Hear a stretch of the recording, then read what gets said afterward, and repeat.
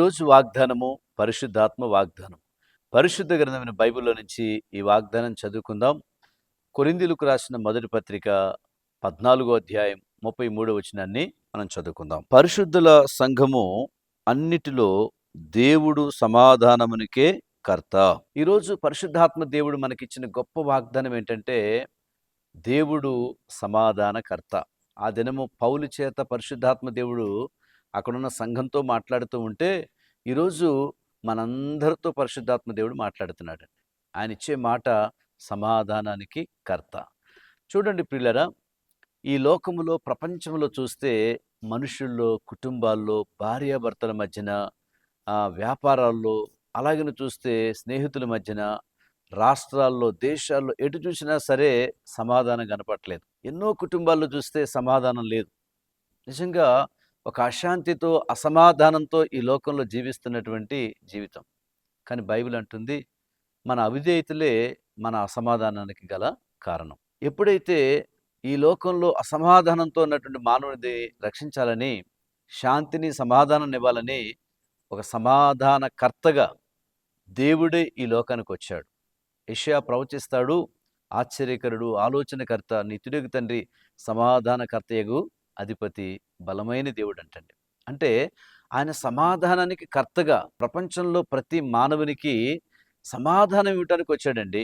ఆ సమాధానము దేవుడు ఇస్తానని చెప్తున్నాడు. రాతి గుండెలు కలిగినటువంటి ప్రజల్ని మాంసపు గుండెగా మారుస్తున్నాడు. ఇక అన్నీ అయిపోయిన స్థితిలో ఇక ఎందుకు బ్రతుకుతున్న సమయంలో యేసు ప్రభు దగ్గరికి వచ్చిన వాళ్ళకి జీవితంలో వాళ్ళకి సమాధానం ఇస్తున్నాడు. ఓ ప్రాంతంలో ఓ ఫ్యామిలీ ఉన్నారు, భార్యాభర్తలు. ఆ భార్యాభర్తలు ఇంట్లో ఉండి ప్రతిరోజు గొడవ పెట్టుకుంటారండి. ఆఖరికి ఇరుగు పొరుగు వారు చూసి అయ్యో ఇసిగిపోయారు. అయ్యో ఎంత భయంకరమైనటువంటి వ్యక్తులండి ఈ భార్యాభర్తలు.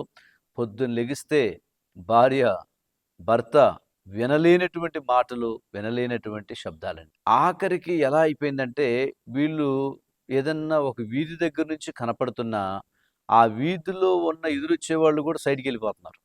అంటే అంత భయంకరమైన గొడవలండి. అంటే ఓ మాట చెప్పాలంటే సమాధానం లేదు. అందరూ అసహించుకుంటున్నారు.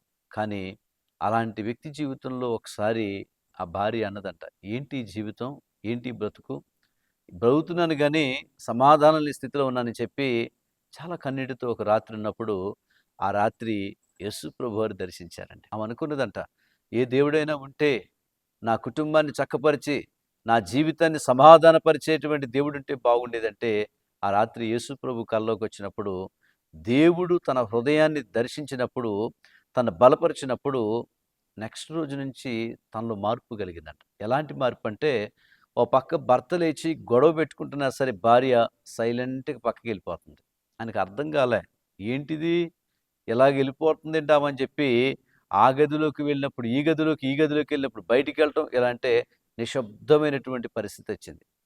ఆఖరికి కావాలని గొడవ పెట్టుకున్నా కాము.